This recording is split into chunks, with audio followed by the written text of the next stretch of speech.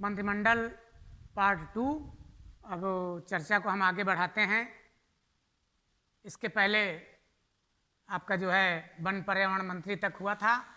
श्री दारा सिंह चौहान जी one पर्यावरण मंत्री हैं और श्री स्वामी प्रसाद मौर्य जी जो कुशीनगर पडरौना से हैं, ये श्रम सेवा योजना समन्वय मंत्री हैं।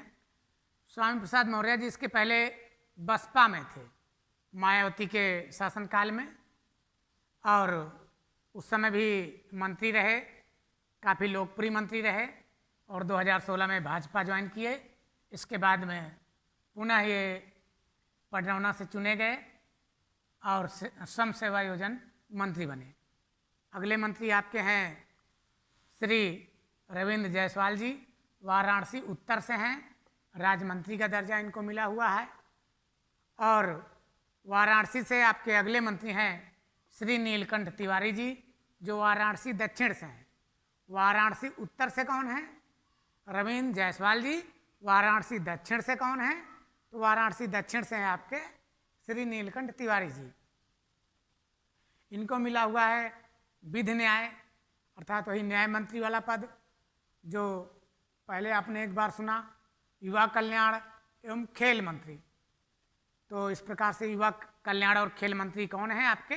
नीलकंठ, श्री नीलकंठ तिवारी जी हैं वाराणसी दक्षिण से।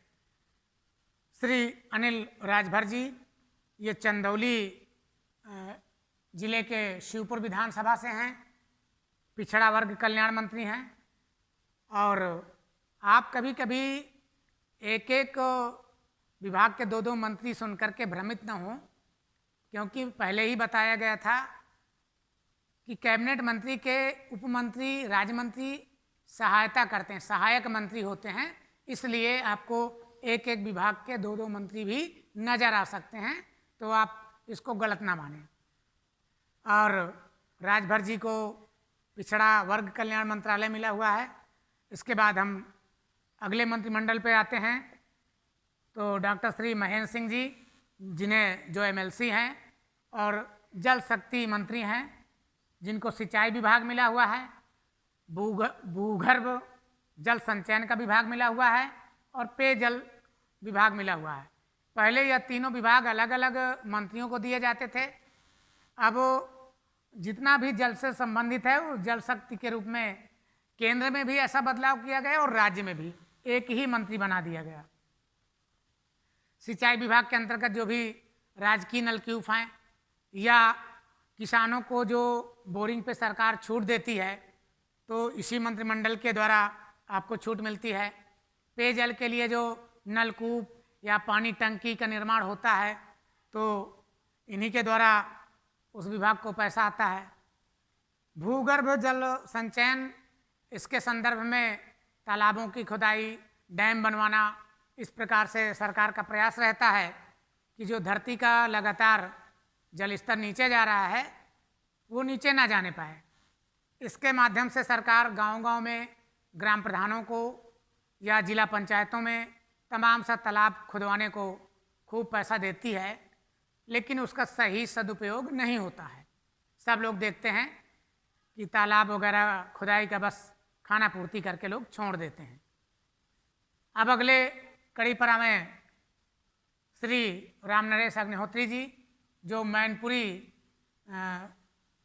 जिले के भोगांव विधानसभा सीट से हैं, मुलायम सिंह का क्षेत्र आता है मैनपुरी और रैया इटावा। और इन्हें जो मंत्रालय मिला हुआ है आबकारी व मद्य निषेध मंत्री हैं। इनके बारे में मैं कहना चाहूँगा, गांधी जी का एक सपना था कि प्राथमिक शिक्षा, अनिवार्य शिक्षा सबको निःशुल्क मिले, वो भी नहीं मिल पा रही है। और दूसरा उनका सपना था कि शराबबंदी हो। मैं चैनल के माध्यम से कहना चाहूँगा कि ये शराबबंदी सरकार कब लागू करेगी, और जनता से निवेदन है कि शराब पीना कम करें, धीरे धीरे अपने आप बंद हो जाएगी। दूसरे अगले हम मंत्रालय पर आएंगे श्री नंदगोपाल गुप्ता जी जिन्हें नंदी के नाम से जानते हैं, काफ़ी लोकप्रिय मंत्री आपके मायावती के शासनकाल में भी रहे। और इसके बाद में समाजवादी और ये प्रयागराज दक्षिण से मंत्री हैं नागरिक उड्डयन मंत्री और राजनैतिक पेंशन मंत्री जी, जो प्रयागराज दक्षिण से आपके हैं नागरिक उड्डयन और राजनैतिक पेंशन मंत्री। ये पहले समाजवादी में रहे और अब बीजेपी में है। तो राजनैतिक पेंशन क्या है? जो लोग कभी एमएलसी रहे, एमएलए रहे और वो रिटायर हो गए, उन सब का पेंशन का विभाग, पेंशन बढ़ानी है, क्या करनी है, तो यह मंत्रालय नंदी जी को मिला हुआ है। अगली कड़ी में श्री सिद्धार्थनाथ सिंह जी हैं, जो प्रयागराज पश्चिम से हैं। अब नंदी जी प्रयागराज दक्षिण से हैं, इलाहाबाद के दक्षिणी विधानसभा से, और सिद्धार्थनाथ सिंह प्रयागराज पश्चिम से हैं। इन्हें मिला खादी ग्रामोद्योग वस्त्र उद्योग मंत्री हैं। खादी ग्रामोद्योग के माध्यम से आप बहुत से शिक्षित बेरोजगारों के लिए जो रोजगार होते हैं उनसे जो छूट मिलती है, किसी में 50% छूट मिली, किसी में ब्याज दर की छूट मिली, वो आपके द्वारा मिलता है। और बहुत शिक्षित बेरोजगार युवक इसका लाभ लेकर के अपना रोजगार सृजन करते हैं। अगली कड़ी में आते हैं चित्रकूट से श्री चंद्रिका प्रसाद उपाध्याय जी, आप राज्य मंत्री हैं चित्रकूट से। और अगली कड़ी में सतीश महाना जी महाराजपुर कानपुर से औद्योगिक विकास मंत्री जी हैं। और सतीश महाना जी औद्योगिक अर्थात उद्योग धंधों के विकास के लिए कार्य करते हैं और उनके लिए ज़मीन उपलब्ध कराना और उनके कार्यों को आसान करना, ये इनका कार्य रहता है। साथ में औद्योगिक शिक्षा मंत्री थी आपकी कमला रानी वरुण जिनका नाम था, जो जिनकी कोरोना से अभी 18 जुलाई की मृत्यु हो गई। हम नमन करते हैं कमला रानी जी को, और इनकी भरपाई देश कैसे करेगा, यह एक बड़ी बात है। उनके कार्यों को लोग याद करते रहेंगे। और हम अगली कड़ी में आते हैं 23वें नंबर पर श्री गिरिराज सिंह, इनको धर्मेश जी बोलते हैं। ये आगरा कैंट से हैं और राज्य मंत्री के रूप में इनको चुना गया। आगरा कैंट से कौन मंत्री हैं? आप कह सकते हैं धर्मेश जी। श्री गिरिराज जी हैं, जिन्हें कौन सा मंत्री पद मिला? राज्य मंत्री के रूप में है। राज्य मंत्रियों का काम कैबिनेट मंत्रियों की हेल्पिंग करना होता है, या उनके किसी विभाग को उन्हें मिल जाता है, उस पर कार्य करते हैं। अगले हैं श्री उदयवान जी, जो फतेहपुर सीकरी से हैं, यह भी राज्य मंत्री हैं। और ये कहाँ से हैं? फतेहपुर सीकरी से, जो आगरा के पश्चिम में है। और श्री लक्ष्मी नारायण चौधरी जी, जो छाता मथुरा से हैं। मथुरा से आपके 2 मंत्री हैं, तो इन्हें मिला है दुग्ध विकास पशुधन मत्स्य मंत्री हैं, यानी डेयरी विभाग मिला हुआ है। अब डेयरी विभाग के अंतर्गत क्या करते हैं? बहुत से लोग जब गाय भैंस पालते हैं तो उन पे भी रोजगार के लिए छूट देते हैं। किसी विशेष समुदाय को 50% छूट देते हैं, किसी को 30% छूट देते हैं। और बड़े बड़े जब लोग जो है व्यापक पैमाने पर डेयरी खोलते हैं तो उनको ब्याज पर छूट देते हैं। इस तरीके से जो है रोजगार उपलब्ध होता है, उस पर इनका बहुत बड़ा योगदान है। तो ये आपके कौन मंत्री हो गए? श्री लक्ष्मी नारायण चौधरी जी। अब आपसे कोई पूछ ले पशुधन मंत्री कौन है? लक्ष्मी नारायण चौधरी जी।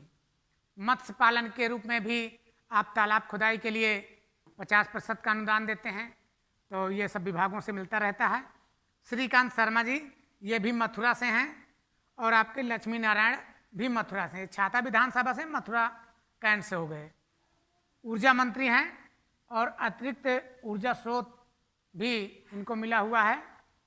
आपके शर्मा जी को कोई पावर हाउस डेवलप करना या सोलर पैनल के माध्यम से कोई पावर प्लांट डेवलप करना, तो इसका मंत्रालय आपके शर्मा जी को मिला हुआ है। अगली कड़ी पर हम आते हैं अनिल शर्मा जी, जो शिकारपुर विधानसभा से बुलंदपुर शहर से हैं। अब बुलंदपुर शहर में एक शिकारपुर विधानसभा है, उससे आप राज्य मंत्री के रूप में चुने गए अनिल शर्मा जी। अगली कड़ी में श्री अशोक कटारिया जी हैं, जो एमएलसी हैं और नोएडा से स्वतंत्र प्रभार मंत्री हैं। और गुर्जर नेता भी हैं।